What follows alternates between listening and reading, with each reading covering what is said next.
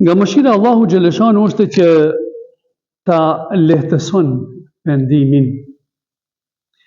Kur Ademi alayhi salam gaboi në xhennet, ai u pendua nga kjo gjë, por nuk dinte se si ta shprehte pendimin tek Zoti i madhruar, edhe nuk dinte çfarë veprimi të bëje.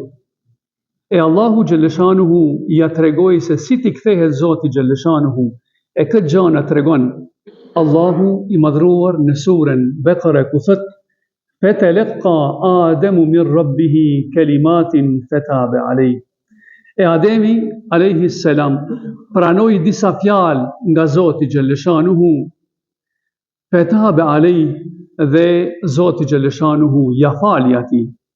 E çfarë fjalësh e mësoi Allahu Gjeleshanuhu Ademin alayhi salam, Zoti i madhruar, edhe këto fjalë na ka regjistruar në Kur'anin famëlar, ku në suratul Araf Allahu Gjeleshanuhu thot: "Qala rabbana zalamna anfusana wa in lam taghfir lana wa tarhamna lanakunanna min al-khasirin." Zoti im ne i bën padrejtësi vetes tonë. E sikur mos na falish edhe mëshirojsh, do t'jemi njerëz të shkatruar.